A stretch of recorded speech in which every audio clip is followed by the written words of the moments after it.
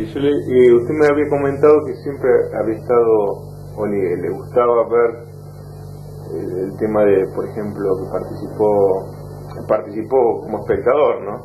En la parte de Irigoyen, el 17 de octubre, más o menos lo vio, participó, ¿cómo fue? No, el 17 de octubre lo seguí más que nada a través de la radio, ¿no? Porque yo tenía mi cuestionamiento con el peronismo.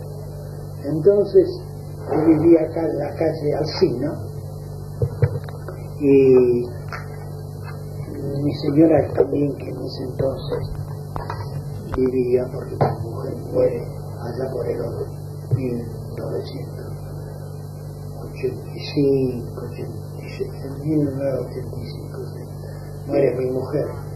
Pero en ese entonces también estaba muy politizada. Y hemos seguido, por ejemplo, todos los acontecimientos del 17 de octubre desde un departamento que teníamos en la calle Alsina, donde ahora, casi frente a donde está ahora el Partido Radical. Alsina entre Ríos y Solís. O Ceballos. Y ahí tenía la editorial, ¿no? Por ahí. No, de ahí vivía yo. Pero cerca estaba, ¿no? Claro. Y entonces escuchábamos, y sobre todo nítidamente escuchamos, incluso interfiere las órdenes policiales en la transmisión de la radio, cuando viene la desconcentración a eso de las 10, 11 de la noche, y se van desconcentrando. Cuando llegan aquí, desde crítica no reciben ayuda. Y entonces empieza la gran resistencia contra crítica, que en ese entonces el jefe de policía, creo que era el general Mittelbach, un alemán, plaza un cañón en la esquina de Santiago del Estero, y le entra a crítica. Tenés así la famosa leyenda de crítica que tenía en la puerta de la entrada, que era el eslogan del diario: Dios me puso sobre vuestra ciudad como un tábano sobre un noble caballo para picarlo y tenerlo despierto. Era la leyenda del diario de la crítica, y lo firmaba Sócrates, ese pensamiento. Bueno, y ahí matan a un gran militante peronista en la vereda de Crítica. Bueno, y empieza la decadencia del diario, ¿no? Por su posición antiperonista, hasta que termina desapareciendo el diario. O sea,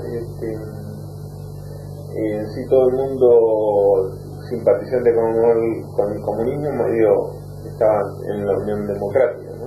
Claro, sí, la Unión Democrática se componía de todo menos de peronismo. Entonces ese libro de Palacio un poco empieza a modificar a la clase media. Claro. Sería como una nacionalización de la clase media, sí, sobre el final. Y bueno, vamos entonces al 55. Y entonces, y en el 55, ahí ya usted con una mejor comprensión de todo lo que estaba pasando. Claro, y entonces uno empieza a ver las barbaridades, las atrocidades de la Revolución Libertadora, los crímenes, las masacres y el ahogamiento de la reacción,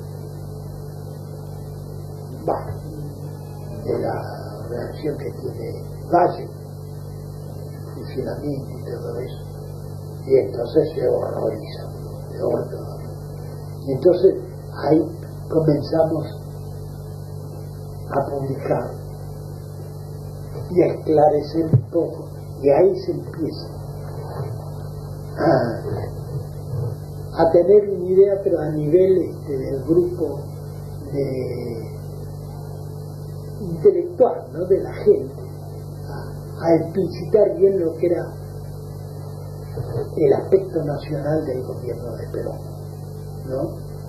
Y de ahí Malmaza empieza a catequizar a gran parte de la población, pero sobre todo a la juventud, que es la que no encuentra destino en la Revolución Libertadora y termina en el 73 llenando las calles de Buenos Aires y ganando las elecciones por una abrumadora mayoría, ¿no? El peronismo. Un poquito el tema de su editorial, hacía anécdotas de Jaureche, Scalabrini Ortiz, y lo conoció un poco sí, todo ese mundo, ¿no? Sí, yo paralelamente editaba libros así. Abelardo Ramos. Tenía esas relaciones, sobre todo con Scalabrini, ¿no? A quien yo estimaba mucho, y creo que un solo libro le edité a Scalabrini, porque Scalabrini también era un hombre muy necesitado de dinero, y en cuanto le ofrecían más o menos cosas que yo a veces no lo podía ofrecer, anticipo para las... Yo catequizaba sobre todo una editorial que estaba muy allegada a mí, que era Plus Ultra, y entonces lo que yo no hacía lo hacía Plus Ultra. Algo le hacía Fernández Blanco también, ¿no? No, Fernández Blanco no sé, creo que le editó un libro. El del Río de la Plata, Política británica del Río de la Plata, ¿no? Después se le editó Plus Ultra, en la historia de los ferrocarriles también, que sigue siendo un libro de venta, historia de los ferrocarriles, porque es un análisis de la metodología de la penetración de los ingleses. Para estudiar bien la penetración económica de los ingleses hay que leer la historia de los ferrocarriles, que es lo más esclarecedor. Y yo a Scalabrini Ortiz lo frecuento, somos amigos, nos vemos de tanto en tanto, y él un día me trae a un autor que después lo edité con bastante satisfacción porque era un libro muy bueno, que es Orsi, René Orsi. Y de Forja. Claro, forjista, y escribe un libro sobre historia de la disgregación rioplatense. Sí. Un libro muy bien escrito y sobre todo es un hombre como historiador muy riguroso, trabaja en base a documentación. ¿Vive? Sí, no, murió hace 2 años. Creo el de Dorrego. Ah, ¿es de él? Sí, uno grande. Y después tiene otro muy importante que es sobre Artigas, un gran artiguista, ¿no?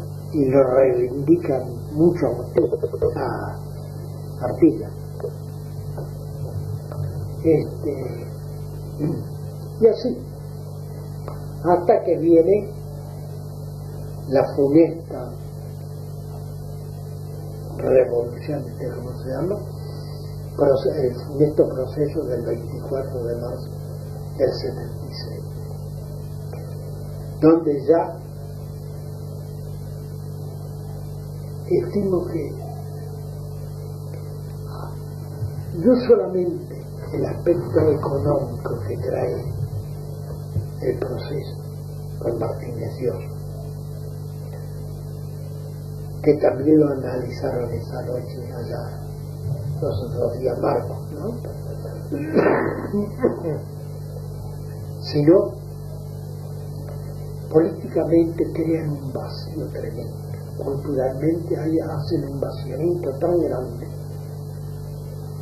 que cuando luego del proceso lo tremendo del proceso, los desaparecidos, la guerra de Malvinas, el tremendo fracaso de las Fuerzas Armadas, el gobierno de Alfonsín.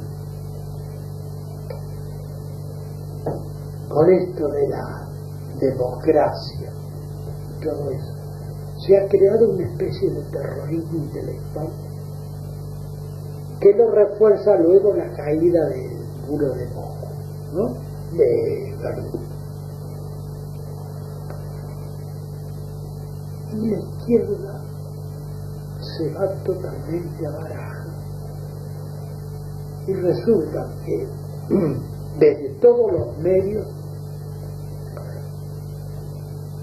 y a partir de lo que le llamaron el consenso de Washington, ¿no?, hay un vaciamiento cultural tremendo y un terrorismo de los medios de comunicación con un nefasto tipo de los llamados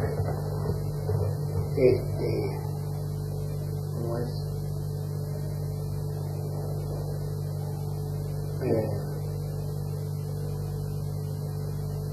Bueno, es nefasto personaje que es ¿cómo se llama? El locutor Neustadt. Todo el pasado es perdido, es una cosa anacrónica. No hay que nada más que ver todos los nuevos planteamientos globalizantes y todo eso, ¿no? El neoliberalismo y todo. Y le aseguro que desde entonces a ahora no ha habido pensadores que esclarezcan y que puedan de alguna manera orientar el pensamiento racional a nivel masivo, ¿no? Hay solamente estos pequeños sectores donde nosotros vamos y nos enteramos de cosas y de análisis de todo eso, pero así un pensamiento importante, esclarecedor, ni se anima, ¿no? Salvo últimamente un poco Carlos Fuentes, mexicano, que ha hecho en el último diario, en el último número de La Nación del domingo, hace un análisis de la izquierda, ¿no? Y del futuro que tiene la izquierda, pero de una manera muy intelectualizada, de modo de que estamos justamente, yo creo que lo que le llaman postmodernismo ha simbolizado todo de una manera total, hasta el pensamiento. Todo lo veo de una manera todo superficializado, salvando algunos reductos que pueden haber, algunas cosas que pasan desapercibidas porque no tienen repercusión. Lo demás es el postmodernismo que ha llegado incluso al pensamiento, y a raíz de eso hay un buen trabajo de este novelista argentino, pero que está radicado en Francia actualmente, ¿cómo se llama? Hizo un lindo trabajo sobre cómo el postmodernismo ha pasado por sobre todo lo esencial y lo fundamental. Ahora no me acuerdo el nombre de él. Vamos a explicar un poquito con anécdotas. Es cierto, por ejemplo, que Jauretche no escribía, sino que él hablaba y alguien le grababa y después lo... Sí, él trabajaba mucho con su secretaria. Creo que era la esposa de Goldar, una secretaria muy capaz que tenía. Él indudablemente, la escritura de él era ilegible, ¿no?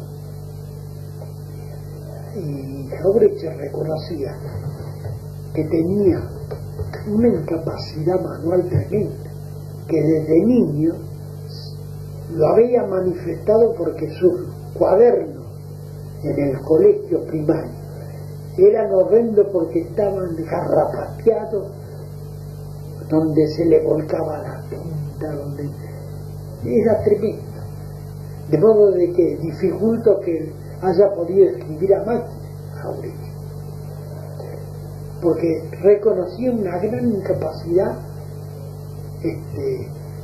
manual, de modo que él tenía, y por eso tal vez su forma de expresión era tan brillante, lo había obligado a ser claro y brillante porque no podía escribir. Él era brillante hablando, a veces más brillante que en los libros.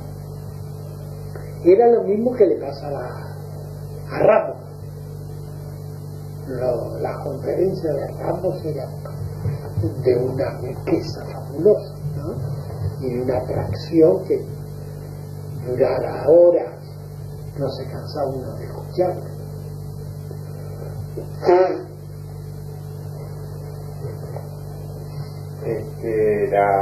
Contó así anécdotas una vez. Me gustaría que el tema de Ramos Spilimbergo, ahí cómo era la relación, ustedes qué hacían, como un café ahí. Bueno, muchas veces nos veíamos en el partido. Siempre he pensado yo un poco que Ramos era un gran escritor, brillante escritor, pero la esencia del pensamiento creo que lo daba Spilimbergo, porque creo que Spilimbergo era el más profundo y que Ramos tenía la habilidad, todo eso, de volcarlo de una manera muy agradable, brillante, tal vez con una gracia muy especial, porque los libros de Ramos se leen con una fruición, con un gusto tremendo, que es agradable porque está salpicado de anécdotas pintoresquismo, y creo que era una dupla muy interesante que con el tiempo después se desgastó, ¿no? Pero creo que era verdaderamente un dúo muy importante, muy importante. Y andaban en junta los dos. Claro, claro. Y yo pienso que el hombre de las ideas, lo digo de todo, pero de la profundidad de la idea era Spilimbergo, en ese dúo.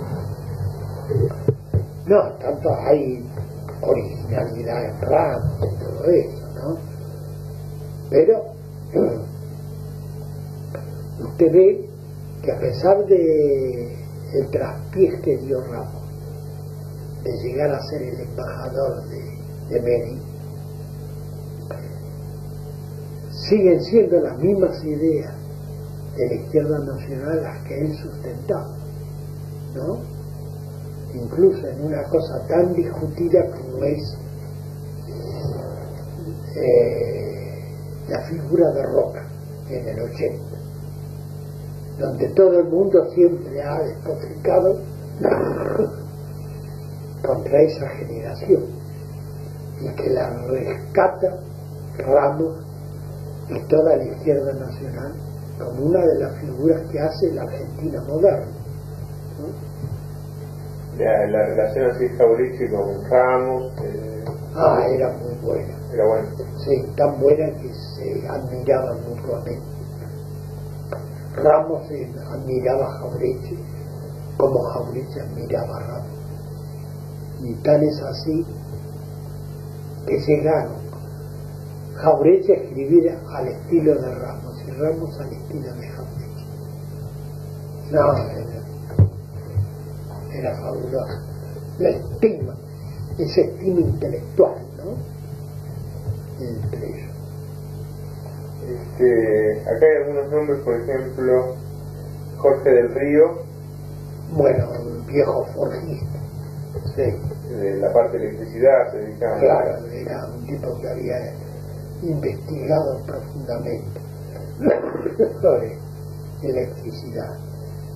Y ya había trabajado en la época de Forja sobre el tema. ¿Y José María Rosas? Bueno, José María Rosa no fue forjista. Sí, pero la relación con usted... Pero la relación con toda la izquierda nacional. Más.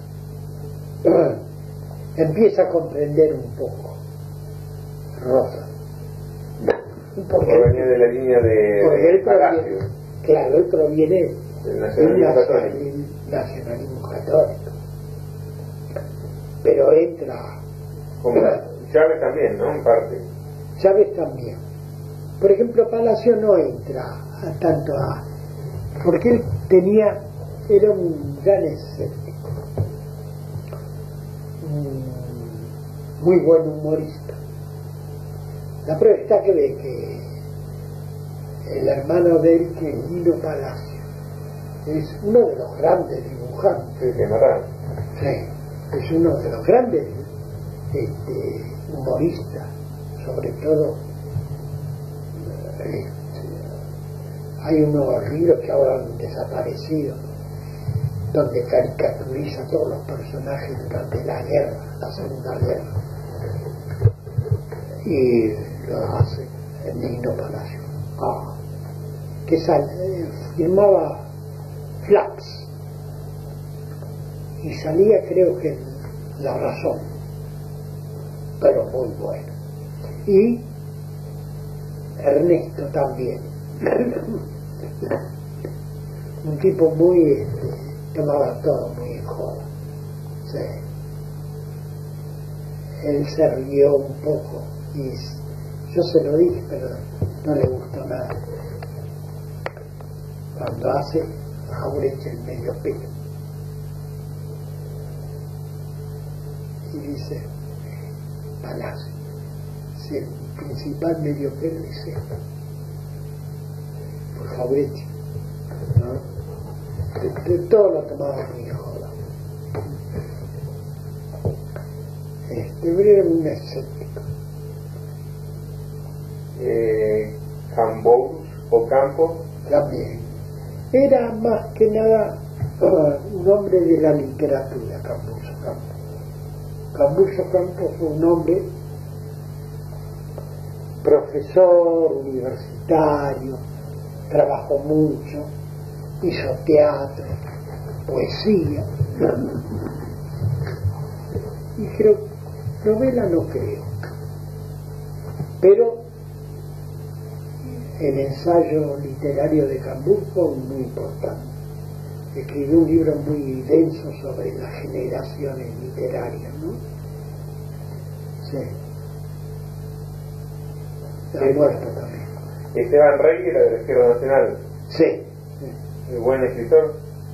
Sí, sí. El tipo venía del frondicismo,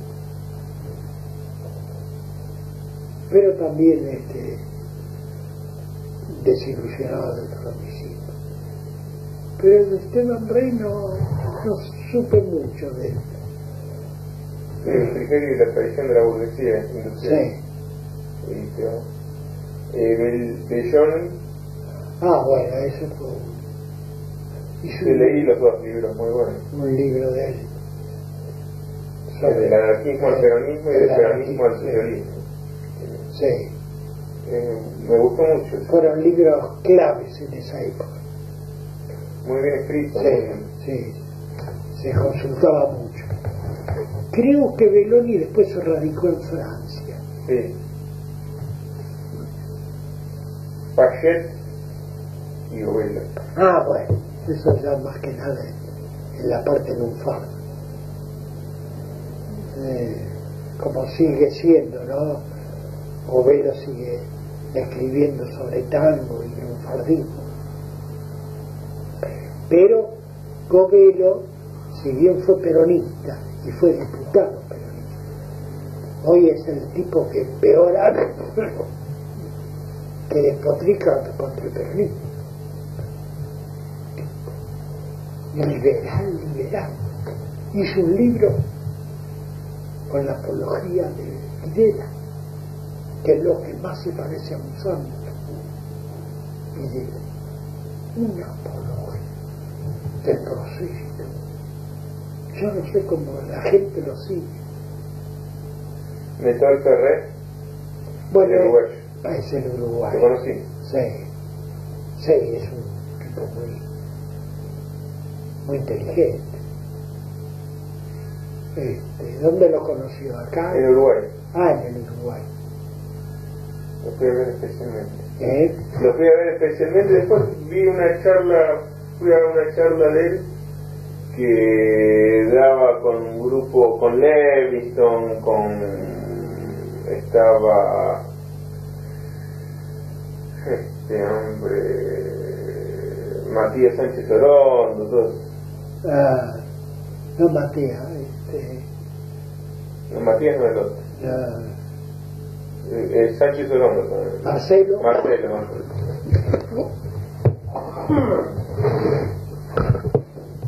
Famoso Círculo del Plata, ¿no?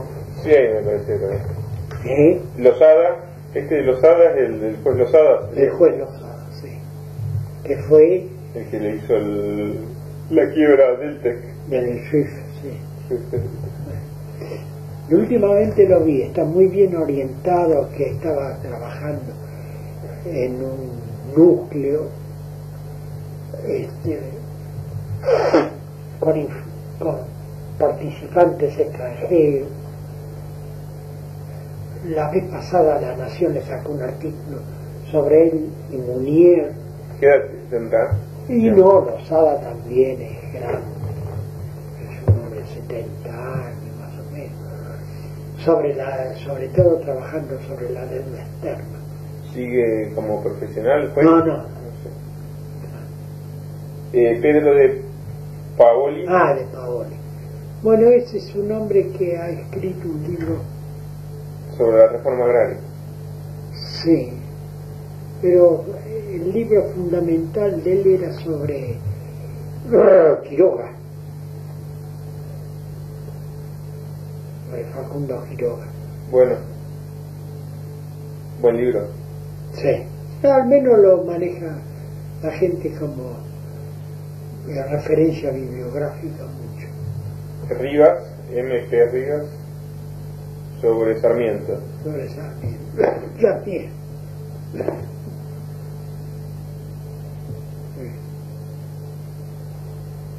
Álvaro Yunque, era un escritor. Sí, pero él era del PC, pero había escrito algo muy sobre cosas populares, muy lindo. Jiménez Vega. Jiménez Vega, otro nacionalista, sobre Martín Fierro. Sí. Sí. Buena persona. Sí.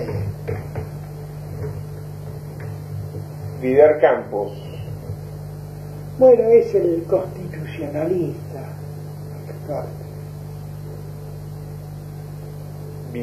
Isaac Levenson.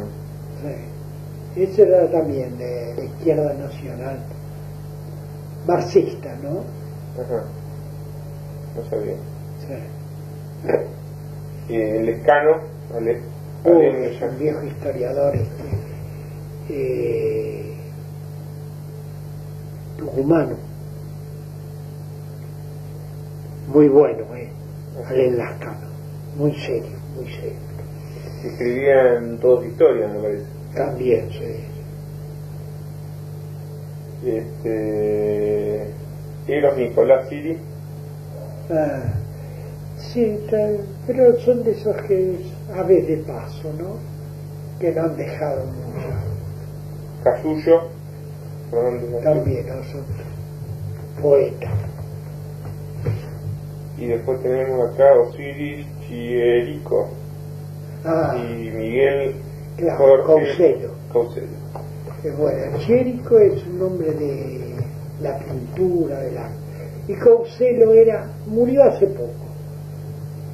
Sobre todo crítico de cine. Muy bueno. Así, libros, por ejemplo, que a usted le hayan impactado, usted me dice de Gorky, que ha leído, ¿qué es lo que más le gustó de Gorky? Bueno, el famoso fundamental de Gorky era La madre. Ese le llegó. Sí. Y de Tolstoy, un apunte, trabajos sueltos, así. No digo La guerra y la paz. Hay unos cuentitos chiquitos muy lindos. Sí.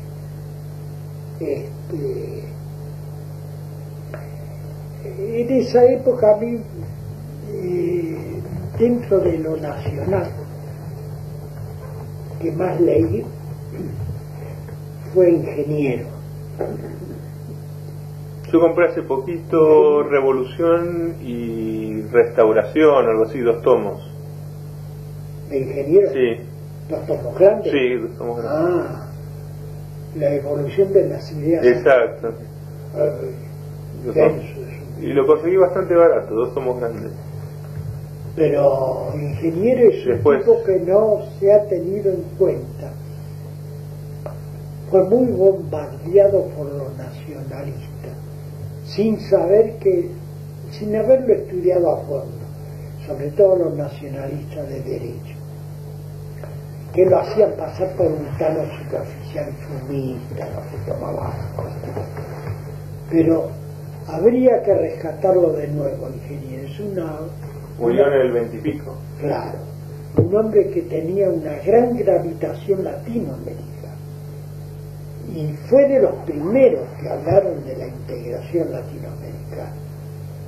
Y tiene libros importantes como El hombre mediocre y todo eso. El amor, algo del amor. Sí, estudia sobre el amor, vieja y nueva moral,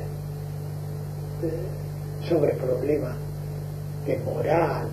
Muy bueno, libro fundamental. Pero no, y habría que retomarlo. Y linda prosa. Sí, una prosa brillante. Muy bueno. A Ingeniero vale la pena rescatarlo. Y yo cuando le pongo a la colección esa La Firinga, es un poco en homenaje de él. Ajá, no sé. De José Ingeniero. Que José Ingeniero acaudillaba a un pequeño grupo, una especie de secta secreta, que se dedicaban a la jugada.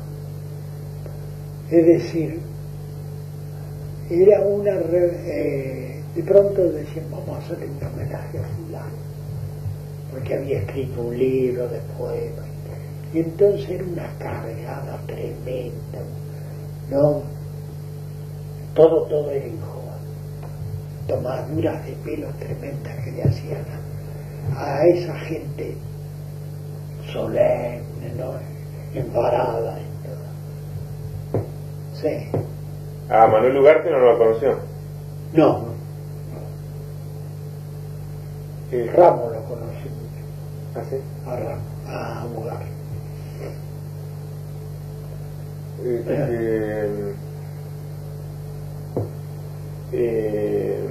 Chekhov, todo. No, salvando Dostoyevsky, que uno ha leído un poco, pero Chekhov, porque pasa esto, yo honestamente la parte literaria le he ido dando poco importancia, a pesar de que estoy enterado y todo eso. A mí siempre me ha atraído mucho el ensayo, ¿no? Sea político, incluso el ensayo literario. Pero la literatura en sí me abruma un poco, ¿no? Más en su juventud, ¿eh? Sí. No. Veo que tiene libros de ajedrez. ¿Eh? Tiene libros de ajedrez también, veo. Sí, sí. ¿Le gusta? Sí, sí. pero le escapa un poco porque eso la atrapa. la atrapa tanto que después se pasa. Si Se ya le con pasa tipos algo. que les gusta el ajedrez, bueno, se pierden horas y horas. ¿Qué más? Así que ingenieros como para rescatar, como que nos queda pendiente. No hay grandes actores argentinos. Astesano, ¿qué tal? En su También muy trabajador, tipo. Con Pero por método. ejemplo, de los grandes escritores argentinos, hay escritores que, por ejemplo, Arturo Cancela. Y por ahí nadie lo no lo conozco. No. No Bueno, sabe, explíqueme. no sabe lo humorista que es. Y sobre todo el humor político, porque es el que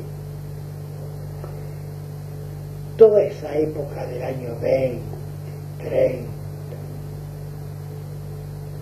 hasta el 40,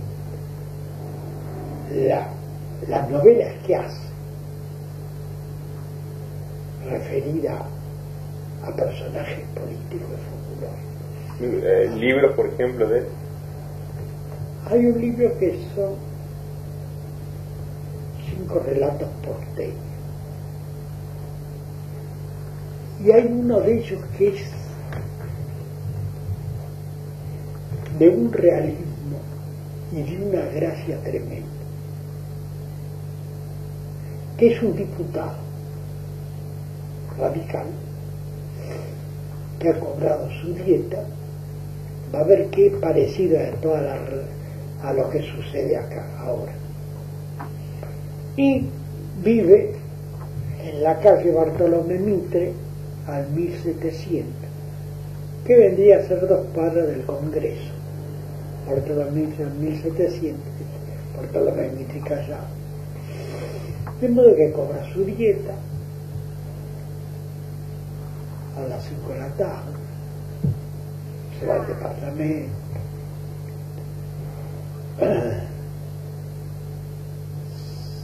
duerme unas largas siestas. A las 10, 11 de la noche se despierta, se pega un baño. Y eso ocurre el 5 de septiembre. Es a medianoche, ya se levanta, se hace cara, se pega un baño, se va al caballo, la gran joda de la noche, hasta las 6 de la mañana, que vuelve, se acuesta y empieza a recordar de que iba a haber un mitin esa tarde, a eso de las 7 de la tarde, iba a haber un mitin. Entonces, bueno, voy a dormir, voy a almorzar y después voy al mitin. Bueno, duerme hasta mediodía, 2 de la tarde, se acicala, va a la heladera a preparar algo para comer un rato, se le va haciendo tarde, y bueno, de pronto sale apurado y agarra por Callao, ¿cuánta gente? Era el 6 de septiembre, ¿cuánta gente? Entonces va a dobla y dobla por Rivadavia, por Avenida Mayo, y ve unas columnas que van para allá. Qué raro, tantos soldados, pero qué regime. Este viejo es incurable, siempre tiene gente que lo sigue por el río, y era el golpe que le estaban dando. Es un cuento fabuloso. Después está la famosa historia del doctor Landormí. Eso es un libro grandísimo. Este es uno de los tantos relatos porteños, pero este que le acabo de contar. Pero la historia del doctor Landormí es fabulosa. En esa época existía una de las grandes plagas que luego se combatieron, que era la langosta. Y era uno de los grandes problemas nacionales, la langosta. No sabían cómo combatirla. Y como siempre, se busca cosas raras, exóticas, hasta que se trae a un profesor de la Sorbona para que combata la langosta. Y a este tipo, claro, en cuanto llega acá, la burocracia lo enloquece. Que venga tal día, que vamos a firmar esto, que él va a ser atendido por sultán, que le vamos a dar indicaciones. Y el tipo lo tiene de un lado para otro. Nunca se concreta nada. La lucha contra la langosta no se organiza. Y el tipo sigue viviendo, ¿no?, acá. Y se llega a formar todo un organismo y se empiezan a tener empleados. Y cada empleado, hay una famosa ley de Parkinson, que a medida que un organismo se va deteriorando, va aumentando la cantidad de empleados que tiene. Y cuanto menos hacen, más empleados recurren. Por ejemplo, Parkinson establece que en la guerra de Inglaterra, durante el año 14, había 2.000, 3.000 buques de la Armada y 50.000 funcionarios para atender eso.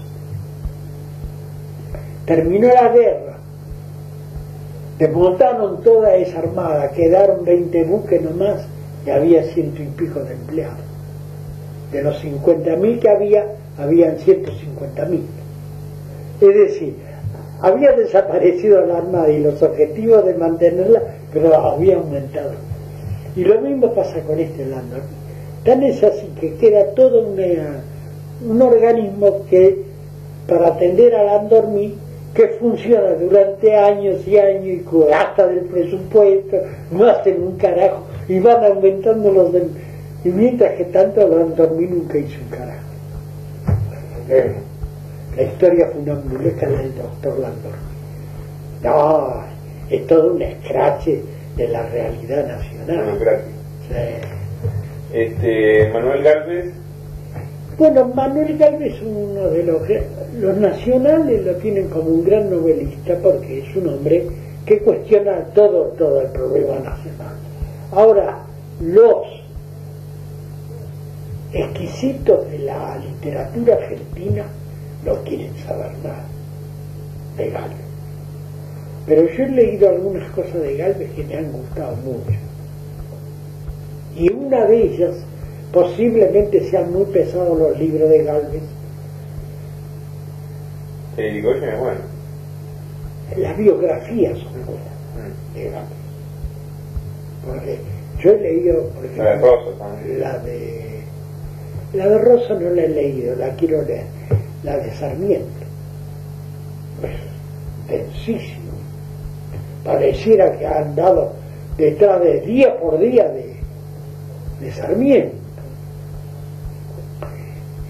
Pero en la parte novelística, en la parte ficción, tiene una cosa muy linda, muy bien escrita. La de los paraguayos y la de la guerra. La guerra del Paraguay. Y la de la guerra, bajo la guerra anglo-francesa. Sí. Eso tiene 3 novelas y 3 novelas. Separadas pero que son juntas. Él tiene un cuento muy lindo que es Historia de Arrabal. Sí, lo leí. Que es muy bueno. Uno y la multitud también tiene. Bueno, ese le edité yo, el Uno y la multitud. Pero él lo tienen los novelistas, los popes de la literatura actual, no lo pueden pasar a Gálvez. Yo no sé si será por ese nacionalismo. Tuvo las distintas también etapas. Sí. En un momento fue fascista. El más metafísico y todas esas cosas que son muy... La locura de ser santo. Sí. Pero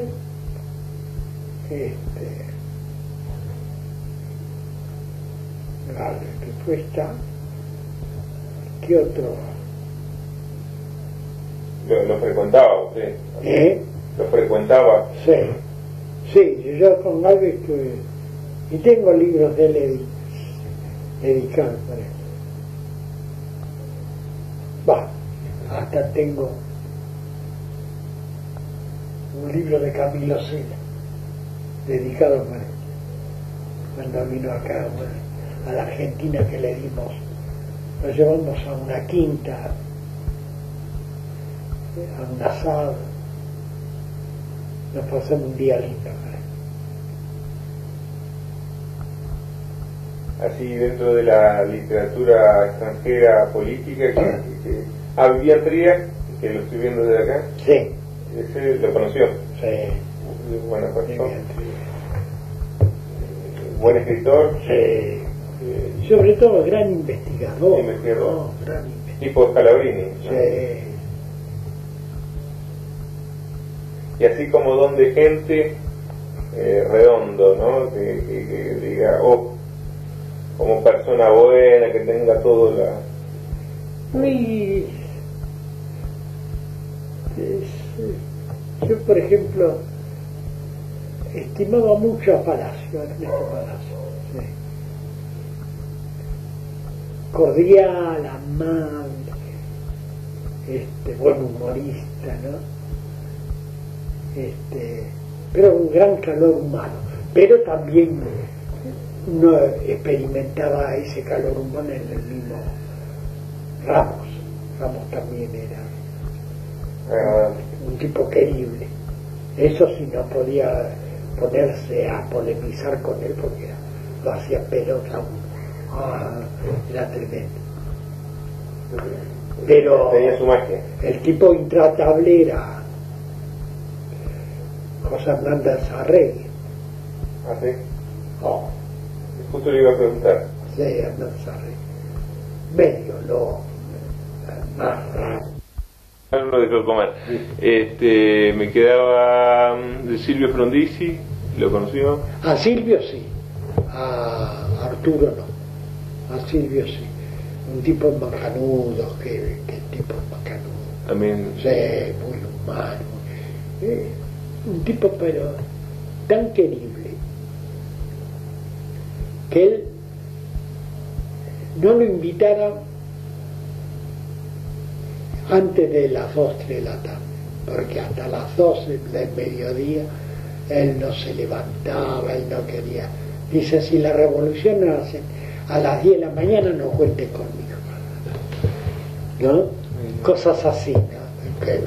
Que bestia la muerte que le dieron, ¿no? Es tremendo, que hay cosas a veces que me queda una cosa muy ¿en qué año se casó? En el...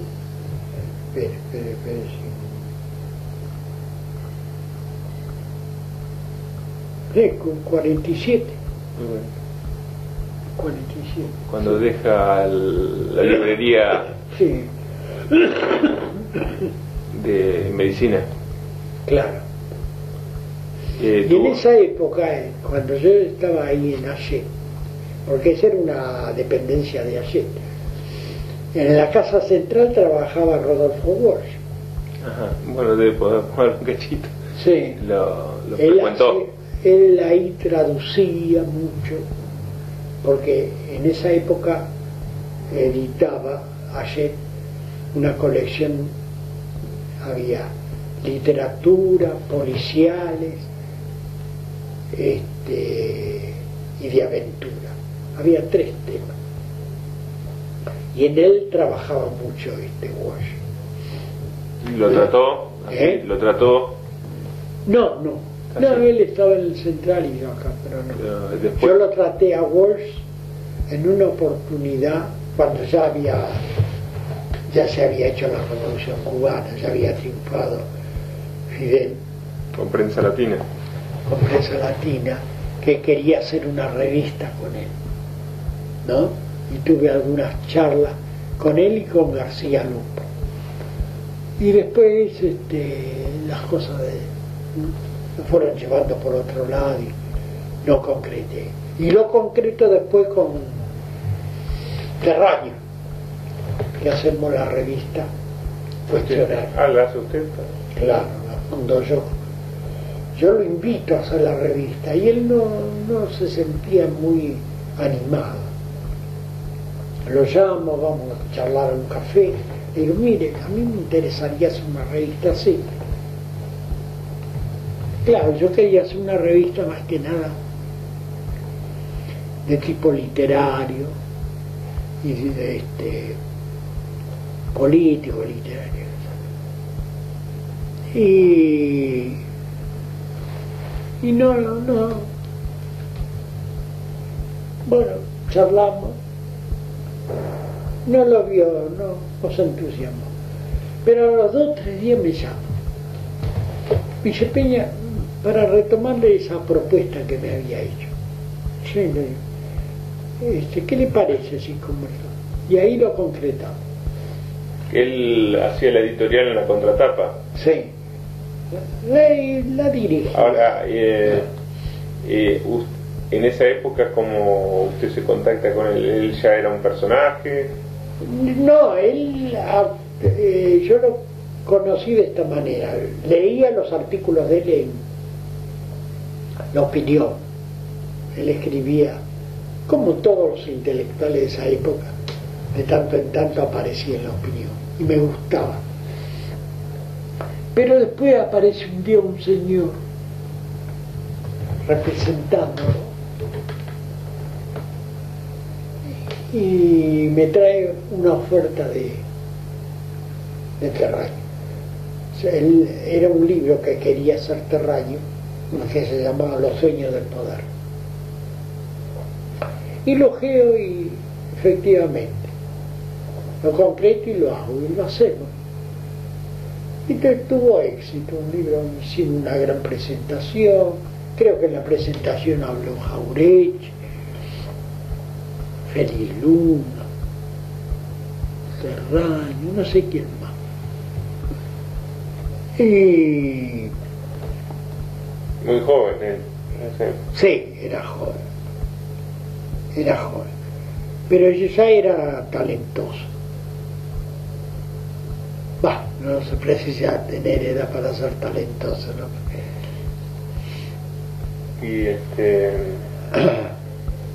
Y cambia un poco cuando después del proceso, ¿no? Él se adocena mucho, pero no, él apuntaba siempre. Él era un hombre que sabía bien lo que quería y no daba pasos en falso. Él todo lo hacía muy calculado, tipo Frondizi. Sí, un tipo muy ordenado. La prueba está que estudia bastante. Él escribe, estudia, actúa. No, muy ordenado y le saca bien el jugo al tiempo. Soltero, ¿no? Soltero. No. Él tiene, que le conozco, 2 hijos, grandes ya que deben tener, qué sé yo. Fácilmente cerca de 30 años la nena. Y un muchacho, él se va cuando, en el 76,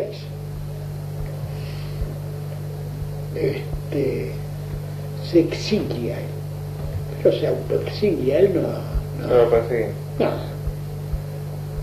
pero todos aprovechaban, era una excusa para irse, y luego se prestigia con esa ida, ¿no? Aparece como un mártir, y se va a Venezuela, y Andrés Pérez le hace un diario a Andrés Pérez, y ahí vive como un paya, porque los que le pagan para hacer ese diario.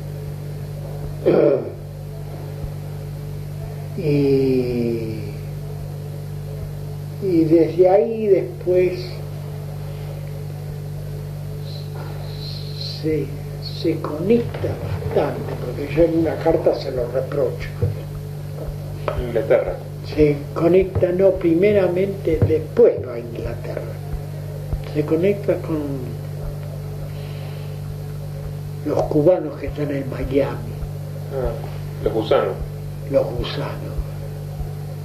Y les compra una revista que publicaban los gusanos, que acá me la habían querido, me la habían mandado y yo no la retiré de la aduana para ver si yo la quería vender acá. Una revista tipo Selecciones, y él se la compra y me escribe diciendo que había hecho eso. Entonces yo le digo, ¿cómo compraba ese elemento que era de los cubanos?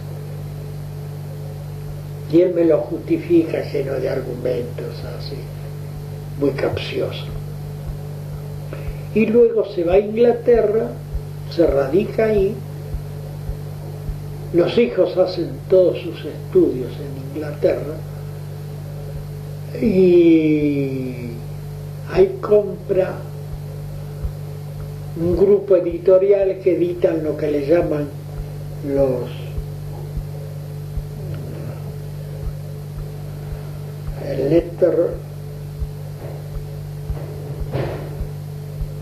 letter no sé cuál, y que es publicaciones políticas, sociológicas, sobre temas sobre América, África, ¿no? Y no sé cómo lo hacen llegar ellos. Y eso sigue funcionando. Tuvo unos problemas con el personal, que al comprar eso quiso despedir a los que estaban, tomar otros, le hicieron cuestiones, ¿no? Pero él de tanto en tanto ve que va a Inglaterra, va y viene. Así que se ve que lo sigue teniendo.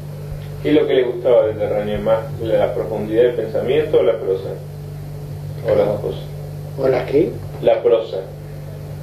Sí, no, él es un tipo muy claro al escribir, ¿no? Pero tiene un estilo así un poco, últimamente me parece ese estilo norteamericano, que lo van haciendo con ejemplos, ¿no? Ejemplarizando todo lo que dice. Hay un libro de la Argentina 2001, ¿no? El siglo XXI. O siglo XXI, donde parece un libro hecho por un norteamericano, ¿no? El estilo de él. ¿No vio? Yo lo conocía con otro estilo, pero ese es un estilo como estos futurólogos que hay. Asimiló y todo. Sí. Las últimas dos. ¿Hijos ha tenido? Dos. Laura actualmente, que ya tiene también su hija, que es grande ya, mi nieta, y un pibe que se me murió a los 16 años de poliomielitis, ¿no? Bueno, una famosa peste que hubo en el año 55, 56. Sí, junto con la revolución. ¿Se llamaba? Víctor. Y el otro tema es la edición. Yo he ido, por ejemplo, en el año 82, 83, allá, sé que era cerca del Congreso, un poquito más para allá, la editorial Peñalidio, que había una señora que... Mire, yo estaba ahí en la calle Hipólito Yrigoyen, casi San José, ¿no? Sí. Detrás del Palacio Barón. Sí.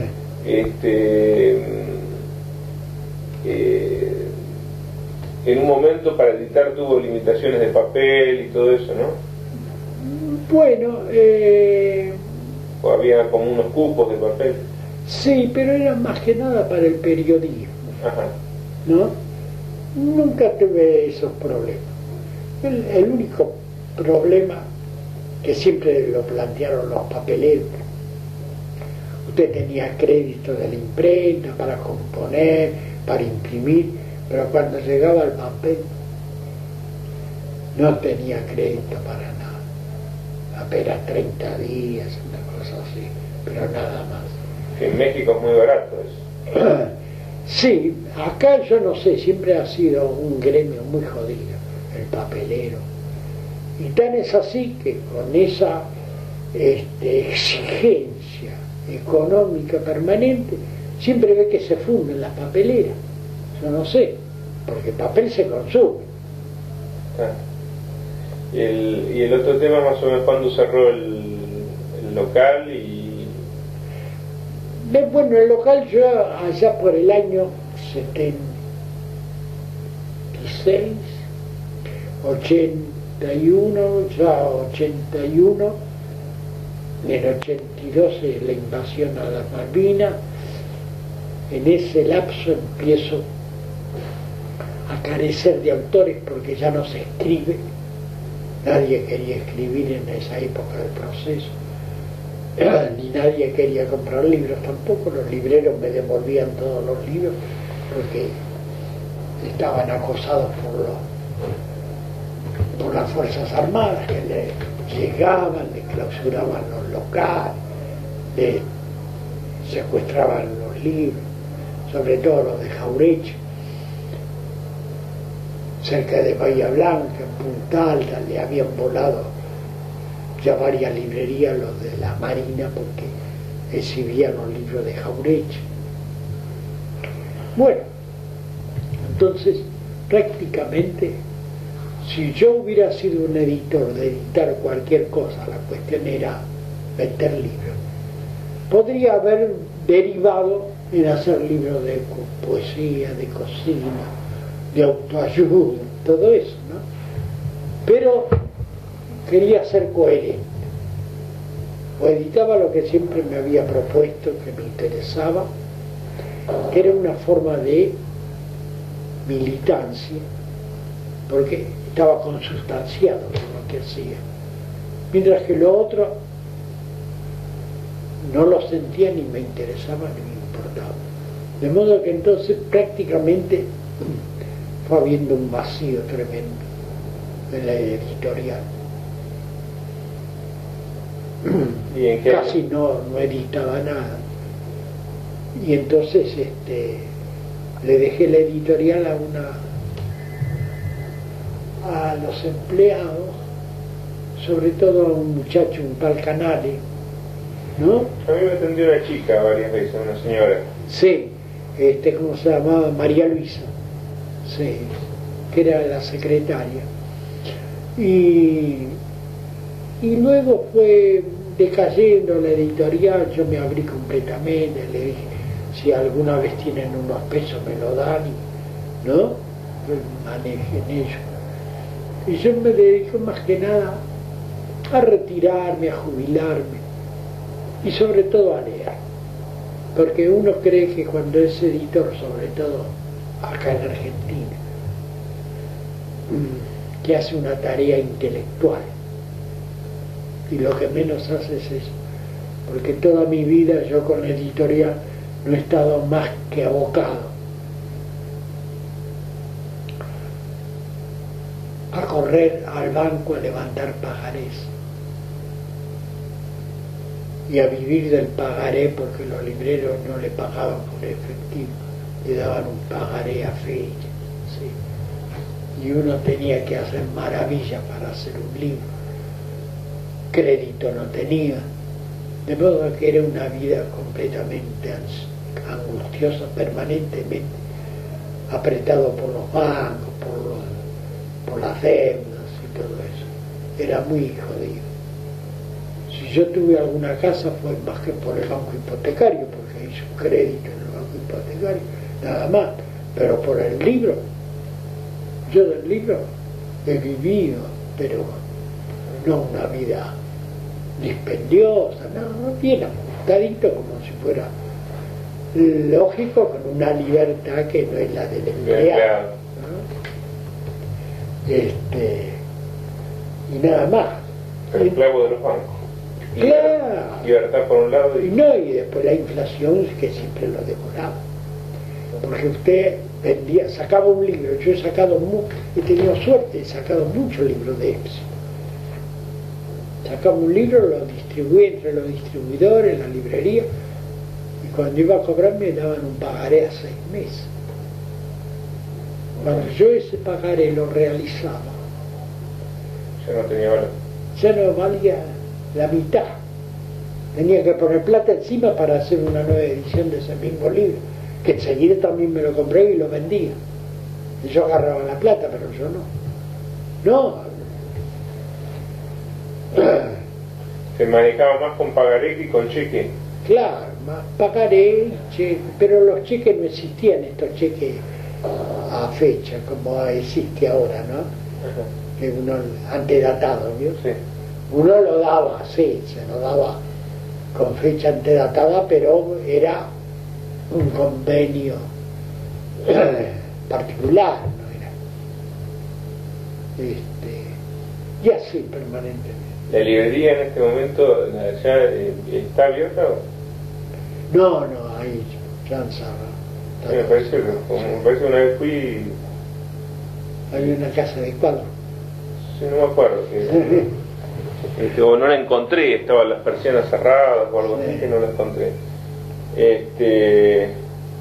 No, yo Lo último bueno que ha leído, así que le ha gustado, que me dice que en los últimos años ha leído un poco más.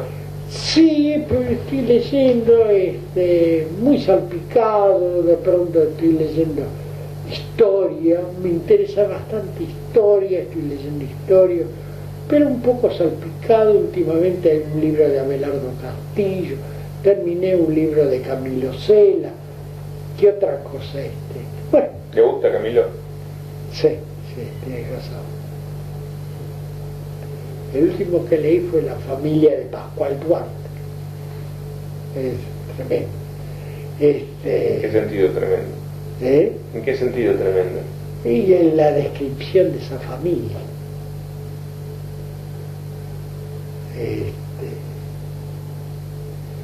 De esos tipos marginales de España, ¿no?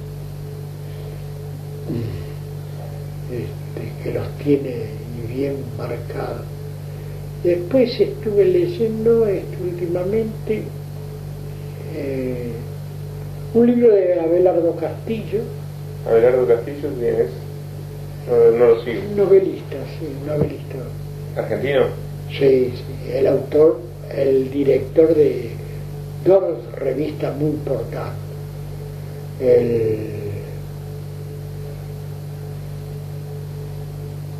Uno es ¿cómo se llama? La revista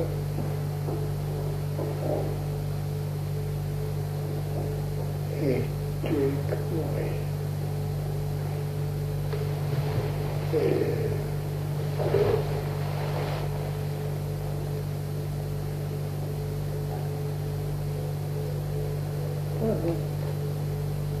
¿Cómo estoy de la memoria? ¿Al Leopoldo Marechal lo conoció, lo trató?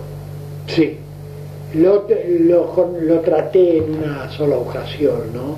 Lo conocí, me dio una sensación muy honesto, muy serio. ¿No leí el de Adán en Buenos Aires ese? Adán Buenos Aires. Sí. Y el otro era... ¿Lo leyó lindo, le gustó? Sí, el Adán Buenos Aires. Es un libro muy nuestro, muy nuestro. Pero no lo edité nunca. Una vez le propuse, me dice, no, yo le debo mucho a la editorial sudamericana, porque mientras no se vendía Adán Buenos Aires me lo aguantó como 5 años. Y luego se empezó a vender, se descubrió y se empezó a vender. Pero mientras tanto me pagaron los derechos, el libro no sé. Así que ahora todo lo que haga... No les obliga. Claro, pero eso es cosa que no haría, por ejemplo, Sábato. Sábato, por ejemplo. Ah, el Sábato frecuentaba también en un momento a su círculo, ¿no? Sí. Con sí, Abelardo Ramos. Sí, pero... Hasta el 57, por ahí. Pero Sábato era muy... Me acuerdo una vez. Muy al pampaña, ¿no? Los dólares le interesaban. Un tipo que siempre anduvo penando por la plata, pero no porque le faltara, sino que es un tipo que le gustaba, porque hay que ver los premios que ha tenido, más las pensiones que tiene, premios, pensiones por toda la vida que tiene, jubilaciones importantes. No, siempre está llorando, creo. Tremendo. Una última pregunta que me quedó en el tintero, que medio que no se habla a veces, porque es medio de pasado, la relación de Jauregui con los montoneros también. Bueno, tenía uno de los sobrinos de él, es montonero. Ernesto. Ernesto. Sigue en la misma posición, ¿no? Él siempre lo combatió, dijo, ustedes ahora manejan armas y después van a derivar a asaltar boliche para terminar en él. Y hay una anécdota que la cuenta mucho, no sé si se le escuchó a Unamuno. No. Que Unamuno, en una de esas reuniones en la casa de Scalabrini Ortiz, reunidos, estaban planteando la lucha armada. Y llega Jauregui. Y participa de la charla. Entonces Unamuno, que era el que más sostenía la tesis de la lucha armada, Jauregui se lo para y dice, jovencito, mire, cuando usted plantee la lucha armada, se le van a acercar unos cuantos. Van a ser ustedes 10. 9 son de la policía y 1 es un boludo. Y el que queda es un boludo. ¿No? Es decir, siempre le desconfió, y cuando se reunían los montoneros con él, los disuadían tremendamente. A su vez, los montos le sacaban un poco la materia gris. Claro, se alimentaban ideológicamente, pero nada más. Y las ideas eran un poco de Jauregui, pero dentro de todo, la instrumentación había sido muy jodida, sobre todo el montonero, cuando ahora usted se entera de que se han reciclado, que, ¿cómo se llama? Hay 2 o 3 que están en funciones del gobierno, hasta hace poco estaba Narvaja, Galimberti de la CIA. Últimamente me enteré que estaba negociando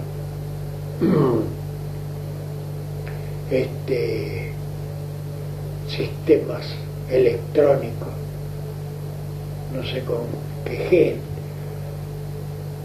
Es decir, esos tipos no hicieron más que mandarle a la muerte una cantidad de chicos. Y ellos negociaban con el Estado. Femené se reunía con Macera en París y acá lo estaban masacrando. Eso es algo que no tiene nombre. Son bribones, por lo menos la parte Ahora no sé si el Ejército del Pueblo, ¿cuál era? El ERP. El ERP. Pero también aparecen ciertos personajes de la época. Qué bueno. De modo que es muy, muy delicado.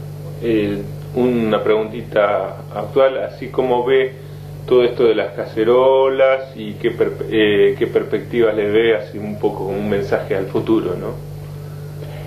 Bueno, pienso que puede ser, es decir, el hecho del corralito famoso, puede ser que haya despertado un poco a una clase pasiva que siempre estaba esperando que todos se lo hicieran, que era la clase media, que ahora ha pensado, es decir, se ha agudizado tanto la contradicción que ahora ha tenido que salir la clase que era tan escrupulosa en no mezclarse con el pueblo, que ahora ha tenido que salir a ser pueblo. Y eso me parece bien, que se mezcle con los piqueteros, es decir, que compartan el hambre, es importante. Y así perspectivas políticas de acá a 2 o 3 años, ¿usted ve que se acelera la cosa? No creo, no veo quién puede en algún momento dado, suponiendo que pasara algo, se está creando, encabezar. Usted parte de la idea de que yo imagínese toda la historia argentina es a través de un caudillo medio, ¿usted lo ve así o no de un grupo de gente? No desestimo del caudillo, pero pienso que las ideas son las más importantes, ¿no? Que las comparta todo el mundo. Pero acá sabemos lo que no nos gusta, pero no lo que queremos. No sabemos. Sabemos lo que no queremos. Entonces, no hay supóngase, hay gente que sostiene llamar a elecciones. Vamos a ver, ¿con qué gente? ¿Con la misma que está acá? ¿Qué otra gente puede salir a competir con los de siempre? Porque no nos engañemos, siempre son los mismos. Así que, ¿cuál sería